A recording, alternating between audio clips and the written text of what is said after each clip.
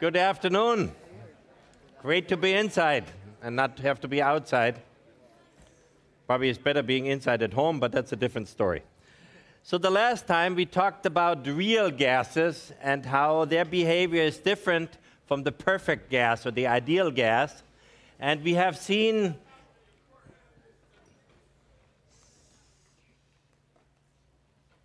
when we compress at a constant temperature, we compress a real gas, that we will come to a point where on the isotherm we suddenly have a flat line. That flat line looks like this. This is the isotherm. It's at one temperature.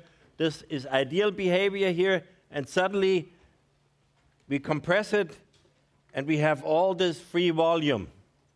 And what happened is the gas, which used to use a lot of space because these gas particles were flying around in that gas volume, suddenly condensed. So we had a phase transition from the gas phase into the liquid phase. And the liquid phase, of course, is much denser. When this happens, it leaves behind all this empty space. And so you can use that like a vacuum, essentially. You can use that empty space to push in the piston, and you get a volume decrease, but no change in pressure. And this is what this shows here, this curve. And this is what the difference between the ideal gas behavior, where you don't observe this, and then you have the real gas behavior. So real gases show phase changes. That's one thing. And there is a temperature, which is called the critical temperature. Above that critical temperature, any gas behaves like an ideal gas again. Above the critical temperature, any gas behaves like an ideal gas. So ideal gases behave at all temperatures like an ideal gas. Real gases have to have a higher temperature than an ideal gas to behave again as an ideal gas. So water at very high temperature would behave like an ideal gas. You need to have very, very high temperatures. And you see, this is the ideal behavior where P times V is a constant at a given temperature. These are called isotherms, and you remember that. And now, why did we have this deviation from the ideal behavior to the real behavior? There's two things that we have to consider. One is that the particles are having a volume. They're not just points, they have a volume. And that volume, of course, is limited. You can't get it smaller than that. So if you you measure a volume of a real gas, you have to subtract to get ideal behavior. This would be the ideal, describing the ideal volume. So this is the observed volume of a real gas. You have to subtract the number of molecules or that volume that the gas has. So you have to subtract that because it has a volume, a finite volume. Okay? With this, you get, again, ideal behavior. And then we talked about the intermolecular forces between atoms, and there were interaction forces, and these interaction forces are relatively weak forces. And I talked about dipole-dipole interactions and induced dipole interactions. So when I showed this with these tennis balls here, where when they have high kinetic energy, these interactions really don't play any role. That's why they behave ideal again. But these real gases. But if you have a lower temperature, then they slowly come towards each other, and these dipole-dipole interaction or induced dipole interaction suddenly play a role, and they stick together, and with this, you are decreasing the pressure.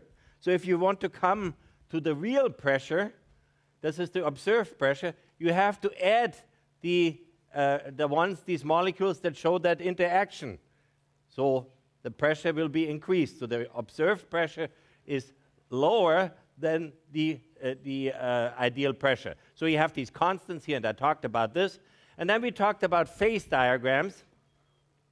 Phase diagrams depict changes of phase transitions, or phase changes for certain compounds. And of course, the easiest is we look at gases, and we could look at CO2, and CO2 wasn't at all a gas when I showed it to you. It was first a solid. It was a solid, and then I put that solid here on the table, and some of you could see some gas coming off, some steam. It went from the solid phase directly into the gaseous phase. So there was no liquid formed. And if you look at the phase diagram, this is the phase diagram of CO2. You look at this here. So the phase diagram, you have the pressure versus the temperature. And what we had the solid part here, the solid CO2, and we let it sit on the bench, and it warmed up. With this, the temperature increased, and suddenly we come to this phase line here that separates the solid from the gas phase. We come to this phase line, and we go into the gas phase, not at all into the liquid phase. So that's the nice thing, or the very useful thing about CO2, that you can use it to cool food stuff without having a mess, the mess of water. If you use real ice, the ice melts, and then you have everything floating in water, which is not very nice. Anybody who went camping experienced this many times. The steaks were wet and all kinds of stuff, okay? So with CO2, you don't have that.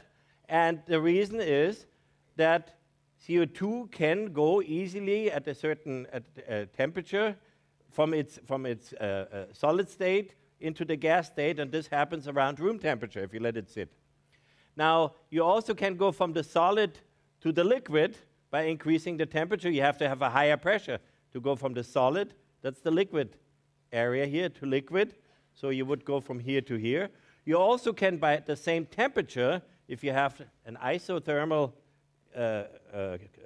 compression, you increase the pressure and you go from the liquid phase to the solid phase. You can solidify it by increasing the pressure. And I showed this to you. We increased the pressure and we went from the gas to the solid phase. We went something like, from the gas to the liquid phase, we went here. Remember when we did that piston, that mercury piston, and first there was a gas, and then we increased the pressure at the same temperature, and it became a liquid, and then we released it, and it became a gas again. And so at the end, I showed to you, or Karen showed to you, the triple point of carbon dioxide. That was at this condition, at minus 56.6 degrees and 5.1 atmospheres. We had the solid, the liquid, and the gas coexisting next to each other in that tube that we have shown. It is a very difficult experiment. So I think that's where I stopped the last time. And I wanted to talk about water today. If you look, this is a positive slope here. This is the solid to the liquid line here, or liquid to solid. The slope is positive. Look at water here. The slope is negative. And that slope is negative, and this is extremely good for us that the slope is negative.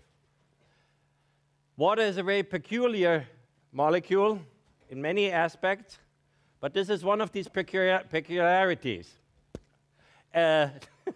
So what you have is, if you have in the winter, you have solid water. What's solid water?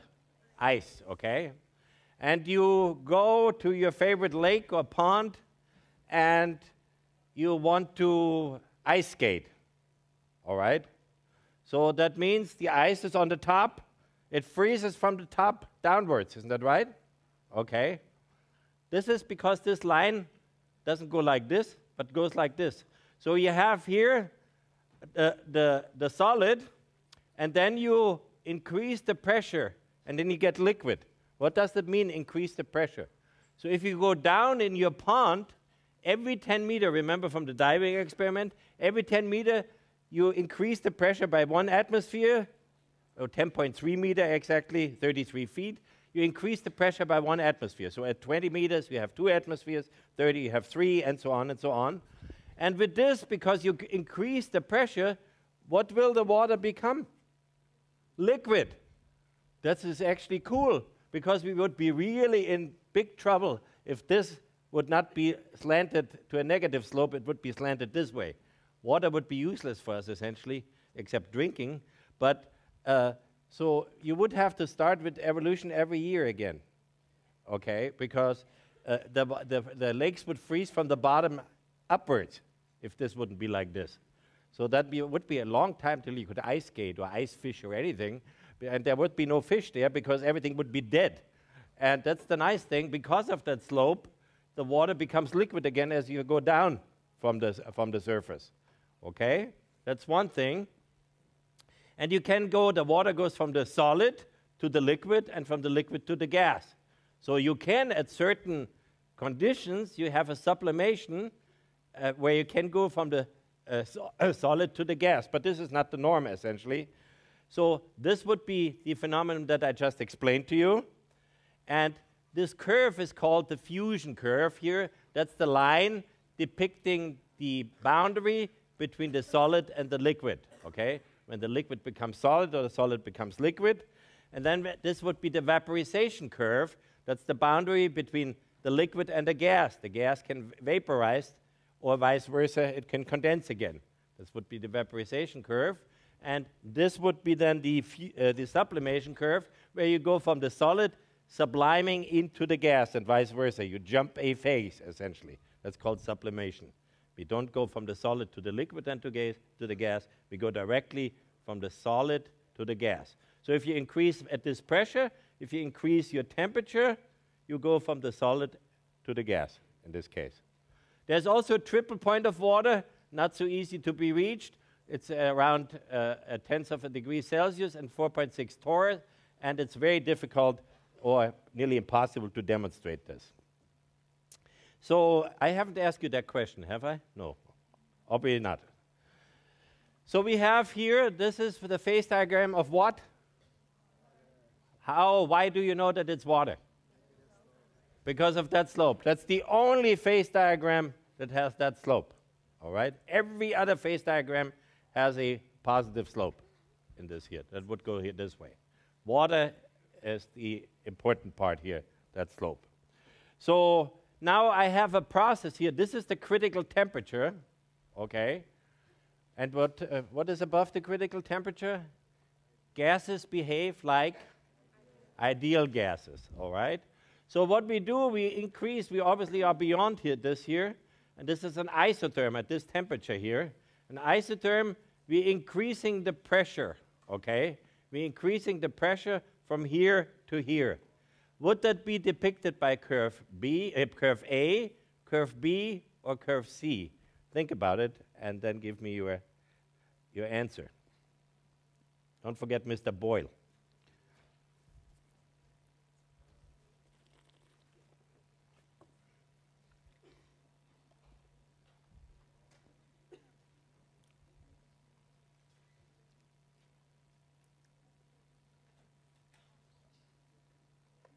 Can you hear me in the back there? Yeah? Good, thank you.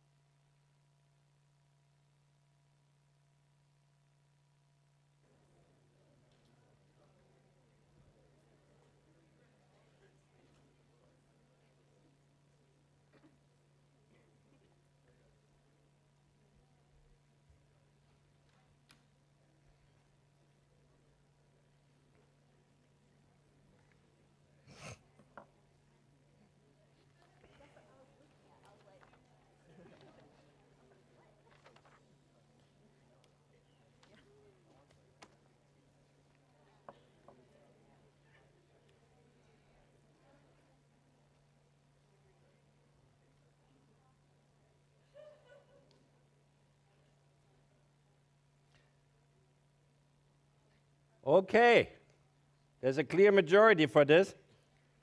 61% say it's B, and I agree with that. Why would that be?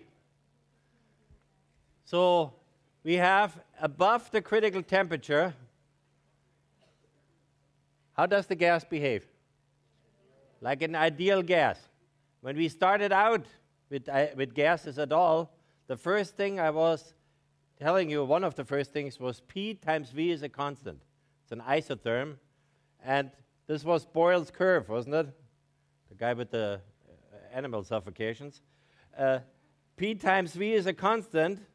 Okay, this is this here. This would be, what kind of a gas would that be? A real gas. And this would be nonsense, okay? All right. So Good, you got it, but let's see those. But there's all there is to say. Above the critical temperature, the gas doesn't condense. It behaves like an ideal gas. Right there, there's not a condensation anymore. It's just everything is gas above here, okay? All here is gas, okay? And with this, the answer was B. And now we're going to come to a difficult subject, very difficult subject. Don't be too worried, but it's also difficult for me to get this across to you. We talk about thermodynamics, and thermos is a Greek word, and it means heat. And dynamics means power, heat power, okay? Now, it's not quite clear what that means to you, but we have talked about thermodynamics without knowing it in this class. We had some reactants, and these reactants had some kind of an energy, all right? And then they reacted with each other, and they released energy, and they were done here in a lower energy state, all right? This is essentially thermodynamics. We're describing the changes of heat for a system, or the changes of energy for a system. That's what thermodynamics does, and with this, we're going to dive right into it. All right, so, you know, the universe has a fixed amount of energy. After the Big Bang, the energy was fixed. Fixed amount of energy. Energy doesn't get created, energy doesn't get lost. So that's a very difficult thing to describe because you really don't know how big that energy is. But you would know if you have a system here in a higher energy state and the system then after it reacted in a lower energy state, you can calculate the difference in energy. That's what thermodynamics does, okay? So energy is essentially, the change of energy is the exchange of heat and work that the system can do. What does that mean? Okay? We see exchange of heat. That was exchange of heat. There was higher energy and lower energy, and there was heat then released. We can understand that, all right?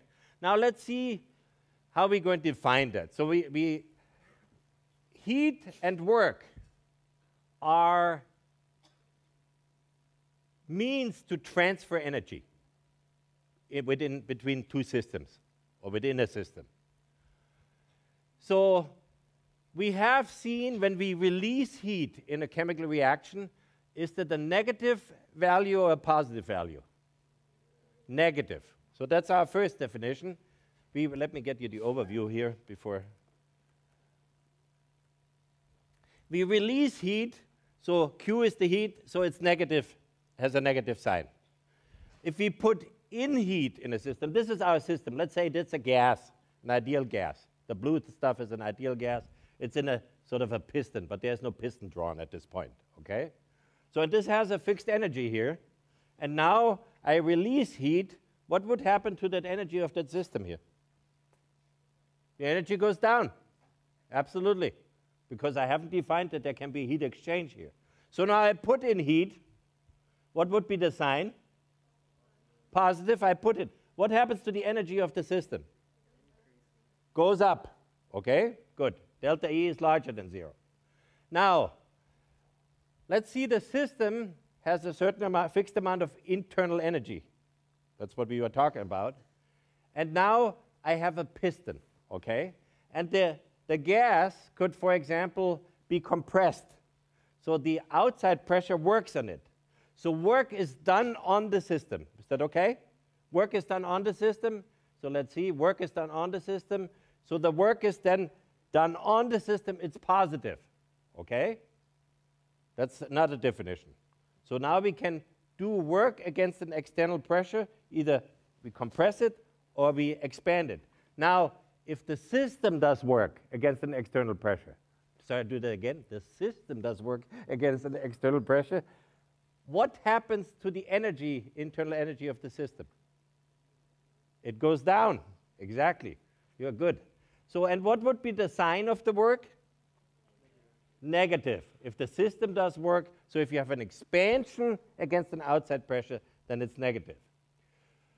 So we have made our definition here, and we know that the exchange of energy, the change in energy is exchange of heat plus work, and this is how we defined it. If it goes in, it's positive. It comes out, it's negative. So now, energy is a state function, but heat and work are not a state function. So what is a state function? A state function only depends on its initial and final state. That was my initial state of the chemical reaction, and I did the reaction, and this was the final state. It was lower, it released heat. I don't care how I got there. I have the initial state and the final state. So what would be the heat sign when I have this condition? This is the initial state, this is the final state. Do I release heat? What's the sign? Now, I have this condition. Do I release heat, or do I need to put in heat to get up there? Okay, so the sign is positive. Now let me explain to you, if I have the camera on me, please, what a state function is. So I'm standing here, and I have a certain amount of energy. I'm going to go up here. Am I up there? Yeah, okay. I'm going to go up here, and now I have a higher potential energy. That was my initial state, that's the final state. The difference is the energy, okay? I could have done the following. Let's go back to the initial state. And I do this.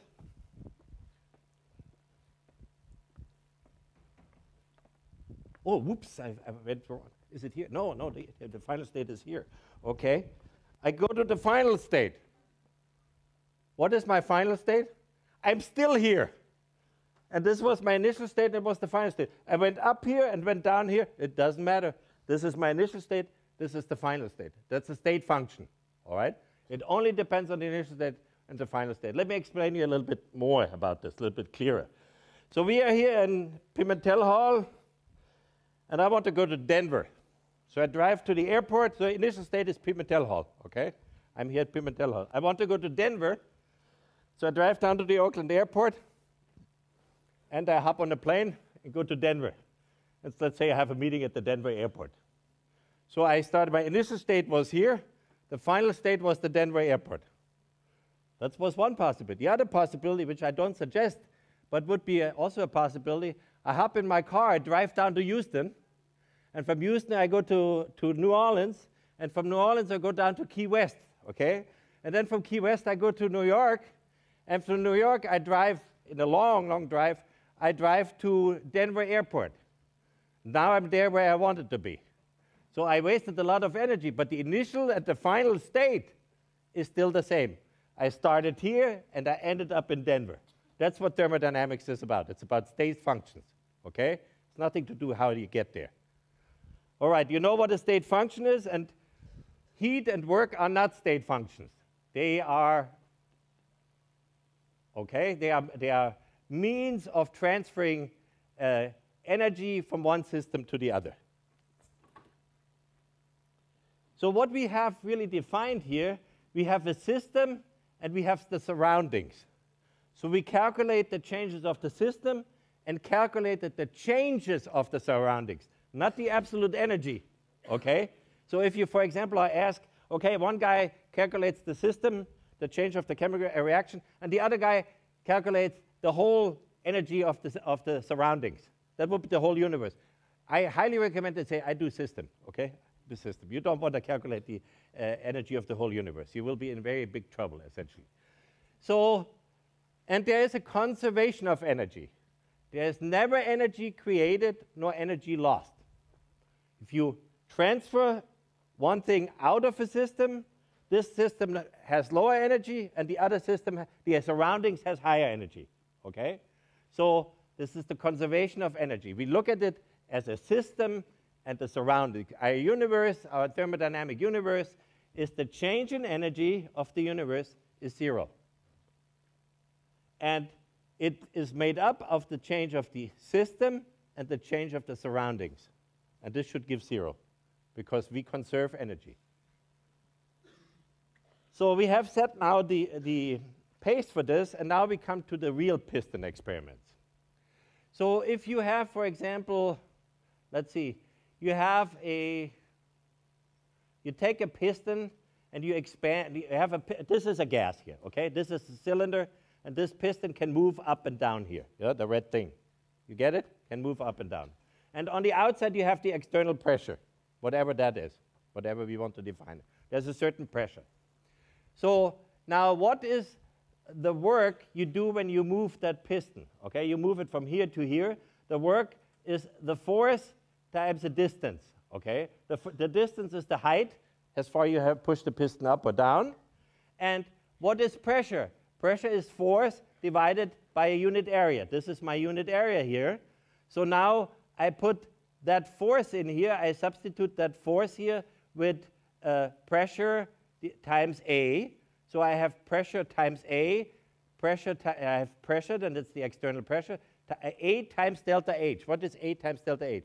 A is an area, and delta H is a distance. With this, I have a volume. Okay? So the work is then minus the external pressure times, oh yeah, here's A times delta H. I wrote it even here. Times delta V. It's the change in volume. You know now also that of a gas, and especially an ideal gas, the energy is directly proportional to the temperature. E is 3/2 nRT, all right? Or 1 mole, E is 3/2 RT. So now, let's expand. Let's expand. So I expand from a certain volume to a higher volume. So I push against the outside pressure. So what would be the volume? The change in volume is larger than 0 because I expanded. What would be W? If this is larger than 0, what is W? W is smaller than 0, is minus, okay? Now the opposite case is I compress this now. I compress the gas, and the work on this here that I do, what is the work? So the change in volume, I decrease the volume from a larger volume. Wait, let's go back. From a larger volume to a smaller volume, the change is smaller than 0, okay? Now, if delta V is a negative number, smaller than 0, what's the work? The work is positive. Of course, you have to do work on the system. Remember, when we do work, plus if the system does work, negative. Now, what happened to the energy of that system here? I did work on it. What happened to the energy? Would the energy be the same, smaller, or decreased? I pushed it down. What happens to the energy? It goes up, doesn't it? Okay.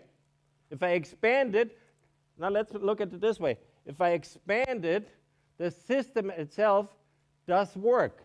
So its internal energy goes down. And if I push on the system, then work is done on it, so its internal energy goes up. All right? So that hopefully you still follow me? About 20%. Okay, that's pretty good. Okay, no, more than that. So this is the gas. We have compression and expansion.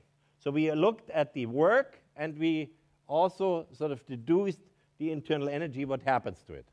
Okay, if the gas is totally isolated here. So the constant volume, you could do this at a constant volume. You would do this at a constant volume. That means you would have a bomb. It's not a bomb, that's what you think. It's a reaction bomb. You put your reaction in a big metal cylinder, which you screw it, close it, and then you let the reaction happen. So what happens? If it's exothermic, usually the pressure goes up, all right? That's why I call it a bomb calorimeter, or a bomb reaction vessel. So if you do by constant volume, the energy is E, okay? And E equals Q plus W. Now, can you do any work if it's a constant volume? No, only the work can be only mechanical. That means the piston can go up or down. But if you don't change the volume, do you do any work? No, you don't do any work. So work equals 0. So this is 0. With this, delta E equals Q. Okay, delta E equals Q, and I put a little V here to tell you this is at constant volume. It's just the heat that is exchanged. The change in energy is just the heat is exchanged. Okay, we didn't change the volume. With this, the change in energy is proportional to the change in temperature. That's what we always know about ideal gases. So, but our reactions that we do on the benchtop, are they constant volume reactions? Or are they constant pressure reactions? What's the pressure? Does the pressure change? Constant pressure. I do it on the benchtop, it's about 1 atmosphere always. We disregard the little weather changes, okay? It's 1 atmosphere. And so I say, a constant pressure reaction, I need a new state function.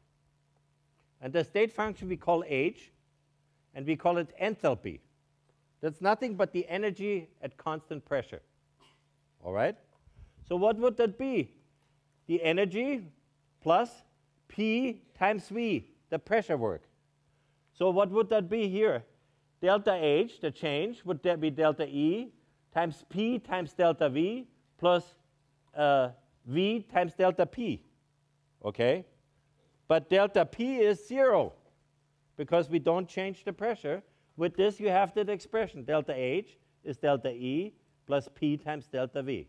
This is at constant pressure. And now, what can we do? So H, as we know, this here is Q plus W, and this is the pressure work. That's minus W. With this delta H, it's just the heat that is exchanged. And this is what we want. Delta heat, H, the enthalpy, for example, of a reaction, is just the heat that is exchanged during that reaction. So that, and there you have a little P on the Q for the heat. That means that it's at constant pressure. Delta H is always at constant pressure, and that's the important part for us chemists here. And with this delta H, the change in energy at constant pressure is also proportional to the temperature again. Is that clear? All right? Nothing to it so far. Now let's do an isothermal expansion and compression. What means isothermal? Isothermal, it keeps the same temperature. So for example, I put heat into the system. This is my system. I put heat into it. So now, does the internal energy go up or down? Internal energy goes up. But now I say it should be isothermal. That means I'm not allowing the temperature to go up. So what would happen? It has to do something in order to leave the energy the same. So you put work, it does work. So work flows out of the system. So you put in isothermal, so this temperature should stay the same. You put heat in there, and you get work out of it.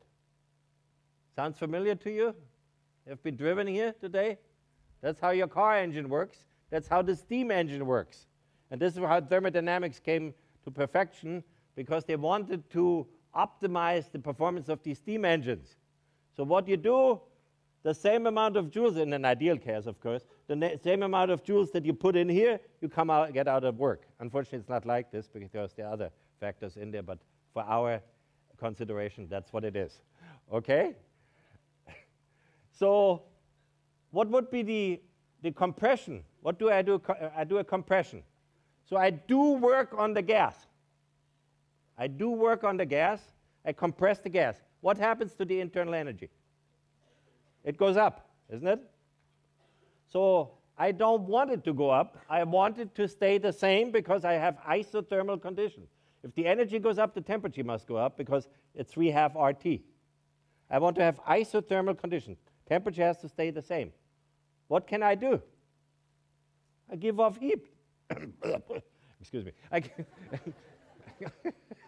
It's so exciting, isn't it? I give off heat, okay? So I put in work, and you see, this if you put in work, that's positive, and you get out heat, that's negative. So you release heat, and with this, the temperature stays constant. Isothermal condition, okay? So we can do this also. You put in work and get out heat. That would be the reverse of a steam engine. You make it steam by pushing at it. Okay. So now let me ask you a question. We have an ideal gas, and we compress this ideal gas. Okay? We compress this ideal gas, but we want to do this isothermally. Isothermally. What is the heat exchange? Is there no heat exchange? Is it smaller than 0 or is it larger than 0? Why don't you think about it and give me your answer? If you can answer this, you have understood everything I said so far.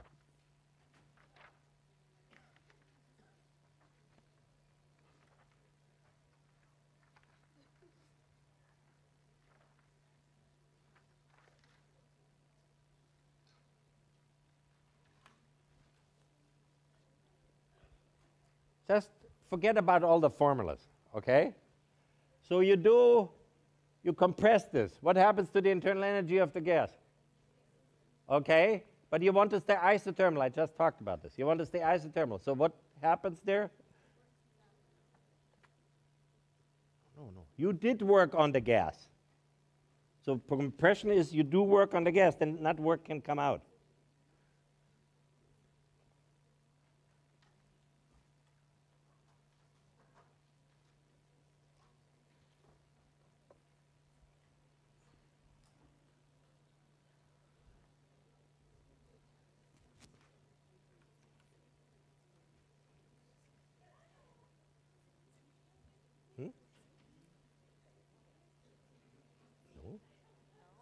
No.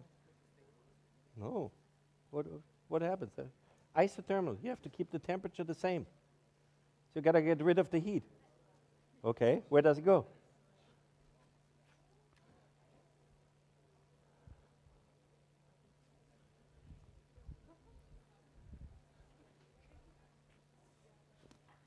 Okay, let's display it. Yeah, that's pretty good. So there's 20, 32, 30, what is this, 26, 34%. Okay, so I'm explaining it for the 34%, which is actually I'm pretty happy with that. So we compress that baby here. Okay, we compress it. What happens to the internal energy? Goes up, okay? Now, but if the energy goes up, the temperature goes up. So E equals 3 half RT. So the temperature goes up. So what can I do that the temperature stays the same? I got to lose some heat, okay? I lose some heat, so I give off heat of the system. If I give off heat, what is it, smaller than 0 or larger than 0? It's an exothermic reaction. You give off heat. There it is, isothermal, delta E equals 0. W equals minus Q. The work is done on the system, and what will be then released is the work is minus the external pressure times delta V is larger than 0. If the work is larger than 0, what has to be Q? Q has to be negative, okay? You don't need to really think about this. Just think about how I explained it to you. Don't stick at this point with the equation. Just think about it pictorial, okay? So you push on that gas, the gas gets more energy, it gets hotter. We don't want it to be hotter, so it has to lose the energy. Where would it lose the energy? It gives it to the surroundings, okay? All right, now comes the kicker here. Now we do the same thing. We expand against a vacuum. A vacuum, okay? What is Q now? We expand against the vacuum. What is Q? We isothermally expand against the vacuum. So if you would isothermally expand against the pressure, would the temperature of the gas go up or down? The energy would go down, okay? But do you expand against the pressure? You expand against the vacuum. Do you do any work? No.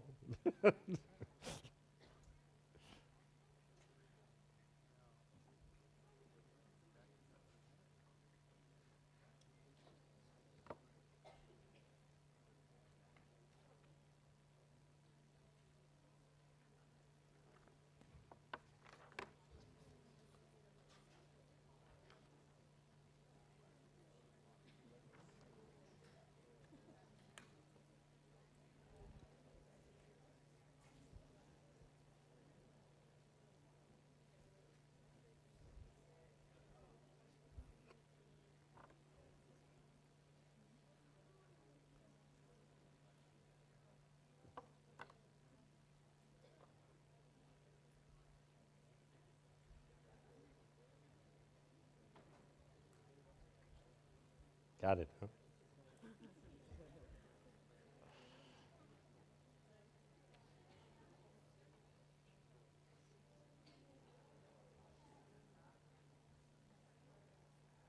Oh, we need to discuss this a little bit. So that's the first vote, isn't it? Yeah. Okay. So if there is nothing there, if there's no pressure, and you expand against no pressure, what do you have to do, work? No. Why don't you discuss this with each other and then try to revise your answer, some of you at least?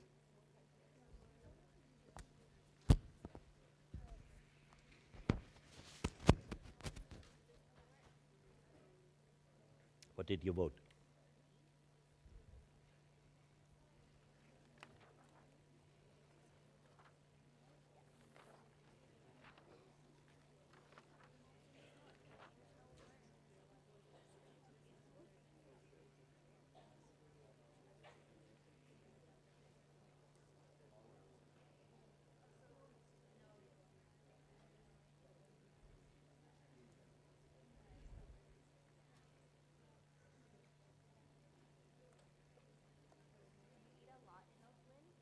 Hmm? If I do what? My home or?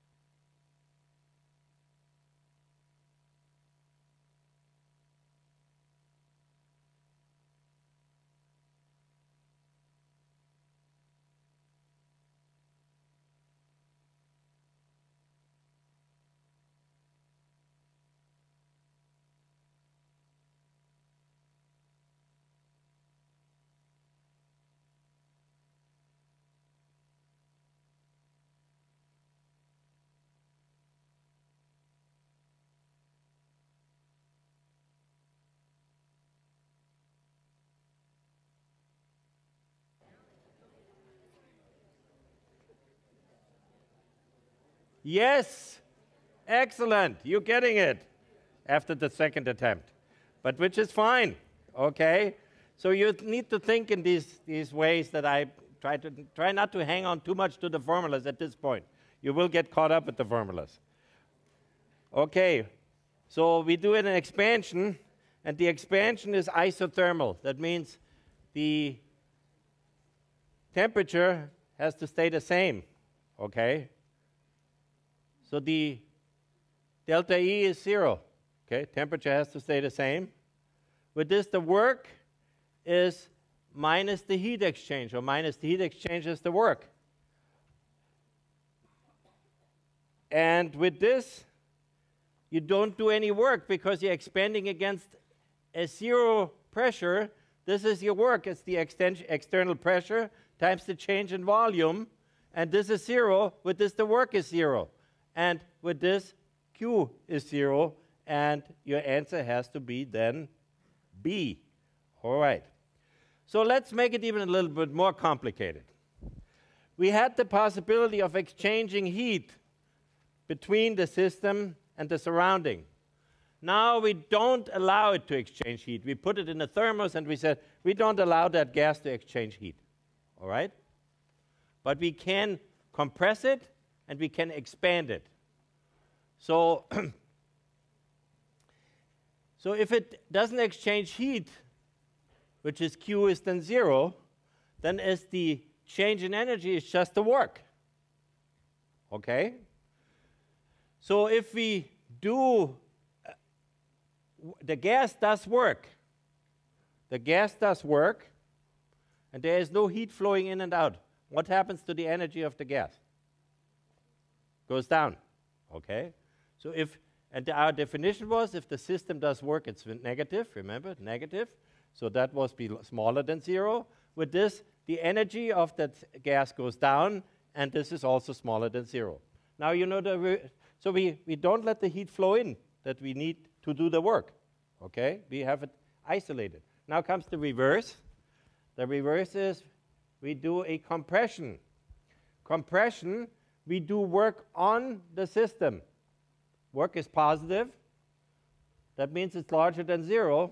Again, isothermal Q is 0. With this, delta E is larger than 0, and that means the internal energy of that system increases. You press on it. That's how we started out, actually, with this picture.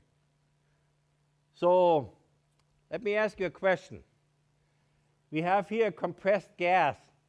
Let's say this is carbon dioxide. Has nothing to do with the triple point or anything, okay? Has to do with what I just explained to you. And we have the compressed gas, and we expand it very quickly. What happens to the temperature of the gas? Does it increase? Does it stay the same, or does it decrease? Why don't you think about this and give me an answer? So we're expanding a gas very quickly. So we expand it. What happens to the internal energy of that gas? And with this, does the temperature go up, go down, or stay the same? What was that? Adiabatic. Didn't I explain it here before? Let me go back 1 second. I'm going to stop this for a second. Let me stop this. Click everybody in here. Everybody click in quickly. Quickly, everybody. Everybody. Okay, everybody's there? Everybody clicked in? Okay. Wow, 242, that's good. So we stop it and I go back. No, we don't want to go this direction. We're going to go the opposite direction. Adiabatic means there is no exchange of heat possible. So I have it in the thermos here, and this is adiabatic.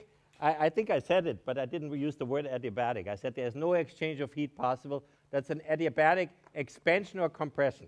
So now we do this with the gas, and we do an adiabatic expansion against the constant temperature. That would be in this room, for example. We have a gas that expands in the room, and what happens to the temperature? Why don't you give me your answer? So you bought another minute for this.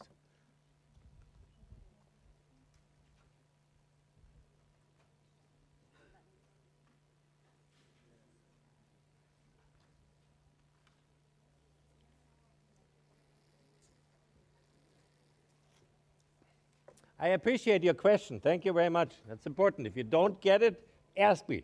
But I can't do all kinds of things, but a short question like this is perfect. That's Henry, huh? Okay, good, yeah. Good, Henry, thanks.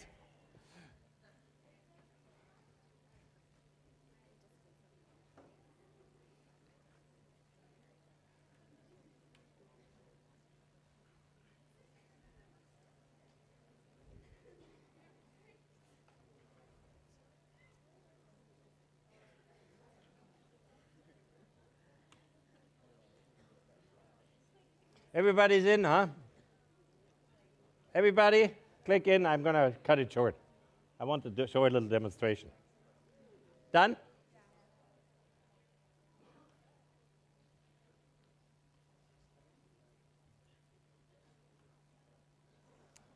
Ooh. Okay, let me do a demonstration. We have here, if I could have the camera up the front, let me switch off the projectors here.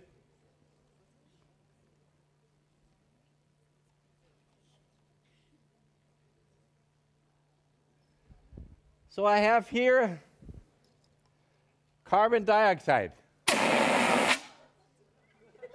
Wow, I see it snow? Okay. What I'm going to do now, I'm going to spray this against this black cloth. What do you think this is? Exactly. It's not carbon dioxide.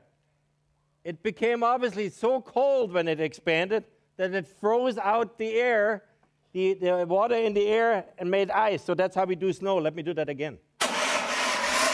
We're making all kinds of nice snow here. See that? This is how a snow machine works. You put in, thank you very much, Karen. You put in water, you expand it through a fine nozzle at very high pressure, and it cools off so much that you can make snow. All right? That's the same phenomenon. You make snow that way. You expand a gas at constant temperature. It happens so fast that the heat cannot exchange because I make this. So there's no heat exchange. Now there's heat exchange. You see that? Okay. So that's empty. Okay, that's empty. Isn't chemistry fun? Okay, let's see. Let me ask you that question now again, and please answer it right this time. you can put it in line. Okay, thank you. So what does the temperature do?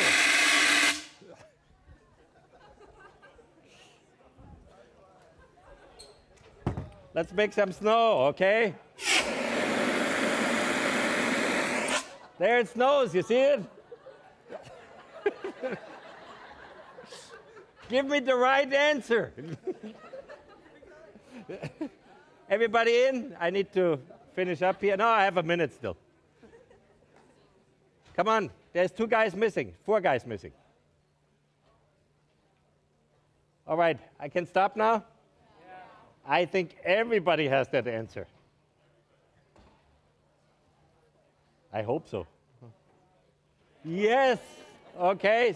See you on Monday. Have a good weekend and a dry weekend.